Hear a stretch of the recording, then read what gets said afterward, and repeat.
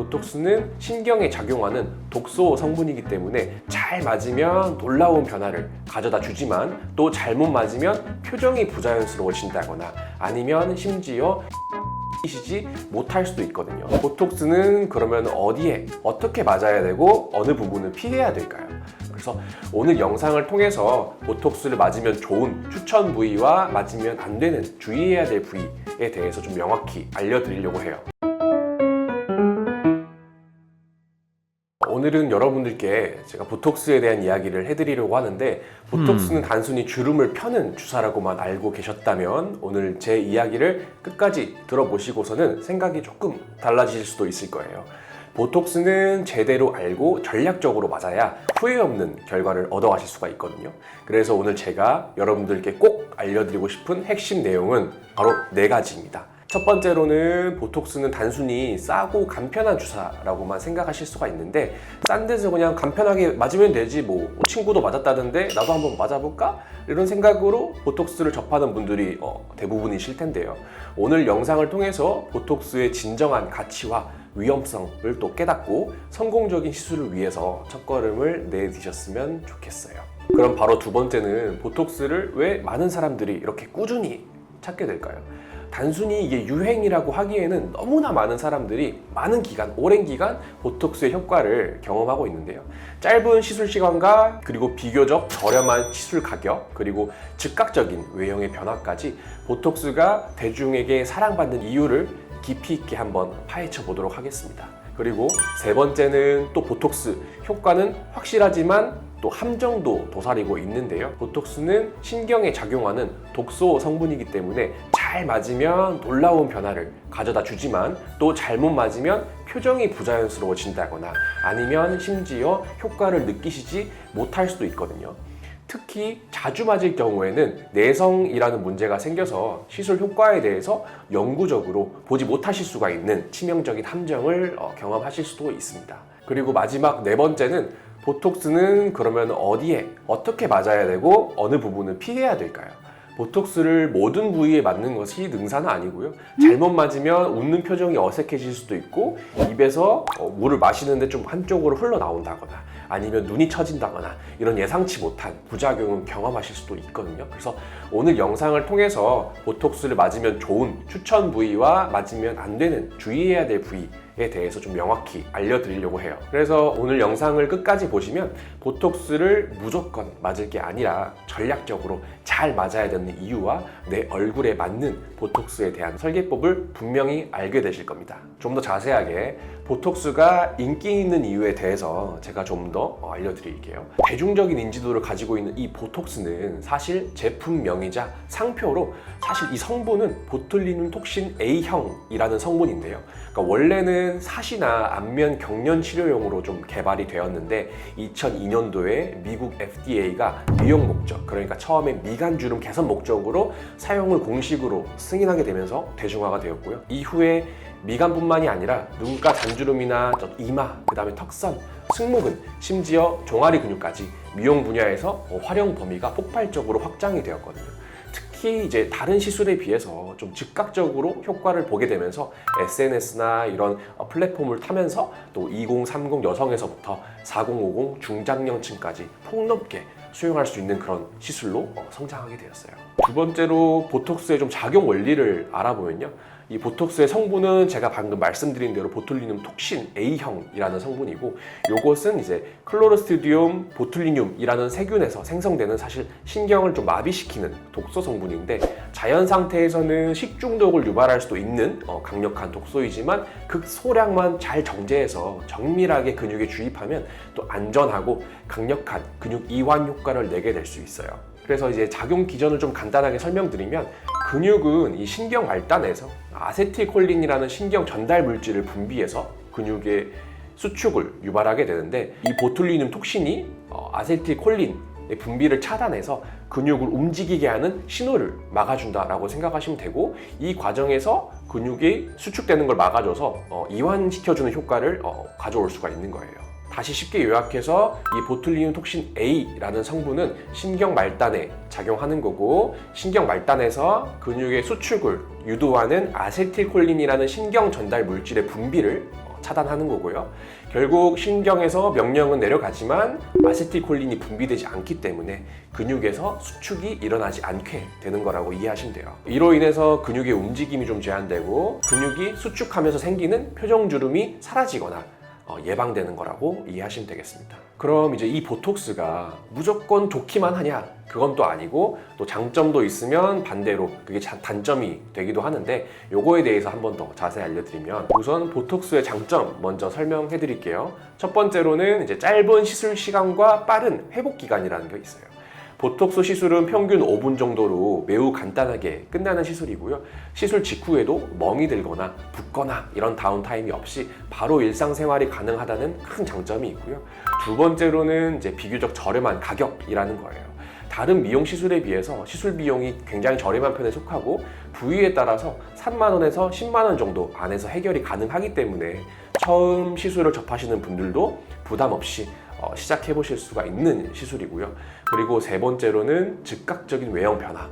우리가 처음 시술을 하시는 분들인 만큼 좀 즉각적으로 눈에 띄는 효과를 원하시는 분들이 꽤 많을 거라고 생각이 되는데 보톡스는 눈가나 미간처럼 얕은 표정주름은 시술 직후부터 좀 효과가 나타나기 시작하는 편이고요.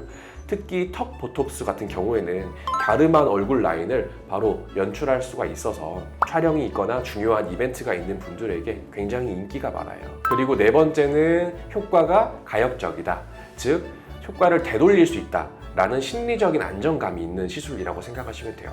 효과는 보통 3에서 4개월 정도 지속된다고 생각하시면 되고 이후에는 몸속에서 자연스럽게 분해돼서 사라지기 때문에 만약에 혹시라도 시술 결과가 마음에 들지 않았더라도 일정 시간이 지나면 원래대로 돌아간다는 점에서 심리적으로 부담감도 적은 시술이라고 생각하시면 되고요. 다섯 번째로는 적용의 부위가 매우 다양하다는 점이에요. 보톡스는 미간이나 이마, 그리고 눈가, 턱, 콧등 주름은 물론이고 또 승모근이나 종아리 보톡스, 다리 라인 개선까지 전신에 걸쳐서 다양한 부위에 활용할 수 있는 범용성이 높은 시술이다라고 생각하시면 됩니다. 그 반면에 보톡스도 이제 단점, 그러니까 이제 단점까지는 아니고 주의사항 정도로 생각해 주시면 좋을 것 같은데 거기에 대해서 제가 좀 설명을 또 드리면 첫 번째, 지금 당장 있는 주름을 없애는 시술은 아니라는 점을 이해하셔야 돼요. 보톡스의 핵심 기전은 근육 수축을 막아서 앞으로 생길 주름을 예방하는 것이지 표정을 짓지 않았는데도 그 자리에 이미 깊게 자리 잡은 주름, 특히 눈가나 입가나 이마에 있는 주름을 보톡스로는 완전히 없애기는 어렵다는 걸 좀 이해하셔야 되고 그래서 나는 보톡스를 맞았는데 왜 있던 주름이 안 없어지지? 왜 안 펴지지? 라는 오해가 생기실 수도 있는데 지켜야 될 주기보다 짧은 주기로 많이 시술하시는 분들이 있어요. 근데 이렇게 되면 두 번째로 시술 효과가 떨어질 수가 있습니다. 보톡스를 반복해서 맞다 보면 이 몸이 보톡스를 항원으로 인식할 수가 있는데 그렇게 되면 반복되는 노출에 의해서 몸이 항체를 또 만들어낼 수가 있거든요. 그렇게 되면 이 항원과 항체 반응에 의해서 내성이 생기는 경우도 있어요. 즉 부위에 상관없이 너무 자주 시술하게 되면 시술 효과가 약해질 수도 있다는 점도 고려하셔야 돼요. 그리고 세 번째로는 표정이 어색해질 수가 있어요.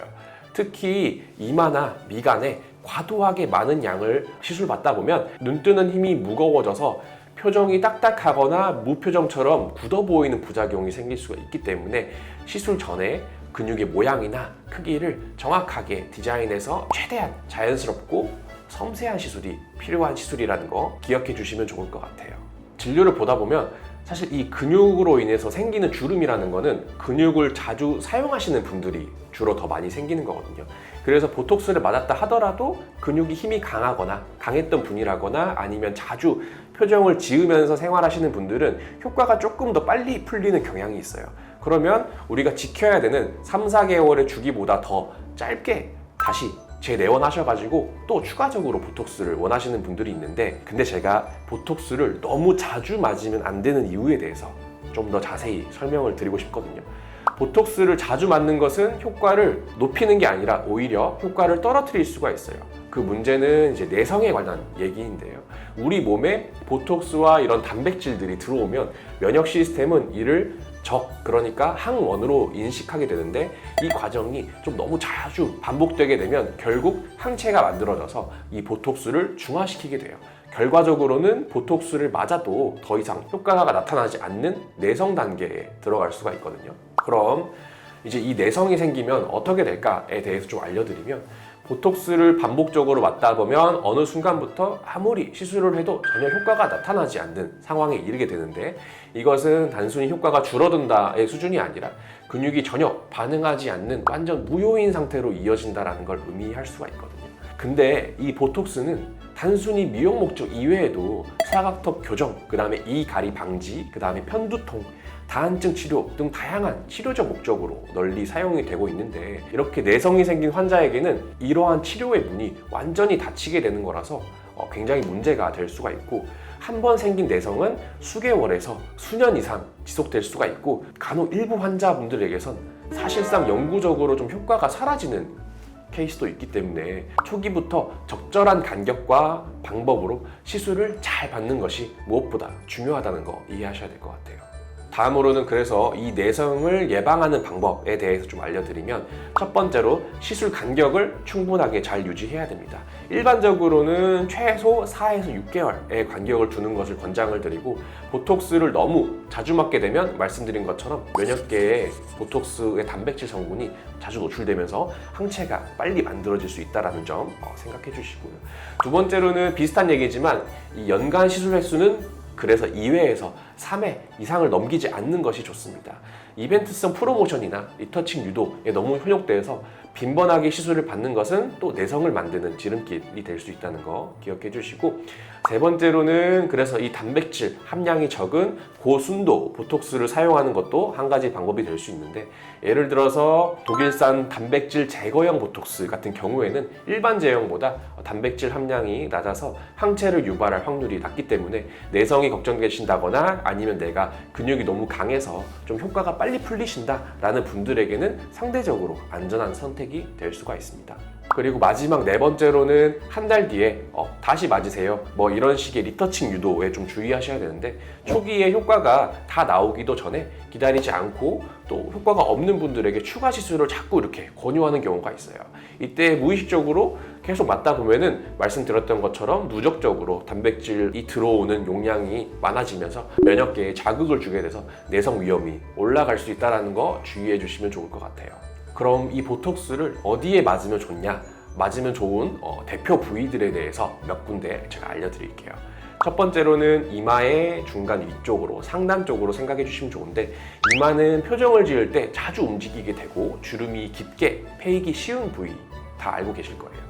이마 상단부에 보톡스를 적절히 주입하면 주름 형성을 예방하거나 또 완화할 수 있고, 눈꺼풀의 처짐에 대한 위험도도 좀 낮아서 안정성과 효과를 모두 잡을 수 있는 부위로 생각해 주시면 좋고, 다만 말씀드린 것처럼 이마 중단이나 하단 아래쪽으로 눈썹 가까이에 과도하게 많이 들어가게 되면 눈꺼풀을 뜨는 힘이 무거워져서 또 부작용을 유발할 수가 있으니까 위치를 잘 잡고 또 적절한 용량을 잘 주입하는 게 중요하다는 거 생각해 주시면 좋을 것 같고요.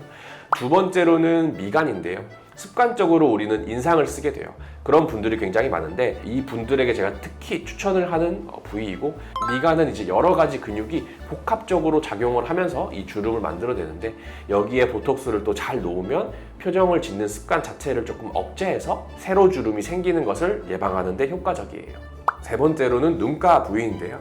눈가의 바깥쪽에 생기는 잔주름, 즉 까마귀 발자국처럼 세 갈래로 생기는 잔주름은 노화의 대표적인 징후라고 생각할 수가 있는데, 이 부위의 보톡스는 눈 둘레근의 과도한 움직임을 좀 완화시켜서 주름을 자연스럽게 펴주는 데 효과적이고, 다만 이제 눈 둘레근 전체를 마비시키면 웃을 때 좀 무표정해 보이는 얼굴이 될 수가 있어서 말씀드린 대로 정확한 위치를 잘 선택하고 적절한 용량을 잘 맞는 것이 필수라고 생각하시면 좋을 것 같아요.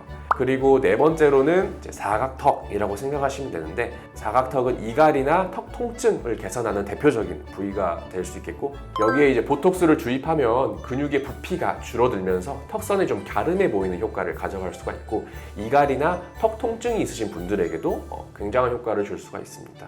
그리고 마지막으로 5번째, 턱 끝, 그러니까 이제 자갈턱이라고 하는 부위에 맞으면 효과가 좋은데요. 자갈턱은 턱 끝에 있는 근육이 수축하면서 생기는 좀 잔잔한 근육 주름이라고 생각하시면 되고, 보톡스를 해당 부위에 소량 주입하게 되면 피부 표면이 매끄럽게 좀 펴지면서 보다 세련된 인상을 또 가져가실 수가 있어요. 그럼 반대로 이 보톡스를 좀 피해야 될 부위가 어느 부위가 있냐? 첫 번째로는 입가나 입 둘레근이라고 생각하시면 되는데, 이쪽은 이제 말하고 음식을 오물거리고 빨대를 빨고 이런 여러 생활활동에 관여하는 섬세한 근육이 많은 부위이기 때문에 이 부위에 보톡스를 잘못 주입하게 되면 입을 오므리는 힘이 조금 약해지거나 음식물이나 물을 먹을 때 옆으로 조금 새어나오는 이런 부작용이 생기실 수도 있거든요. 그리고 말이 어눌해지고 웃을 때 좀 표정이 어색해지는 문제도 심하면 생길 수가 있어요. 그래서 이런 부분들은 조금 피해 주시면 좋은데, 다만 이제 입을 다물 때 입꼬리가 좀 처지는 분들에게는 이제 입꼬리 보톡스 소량 정도는 괜찮을 것 같아요. 그리고 다음으로는 두 번째, 눈밑인데요.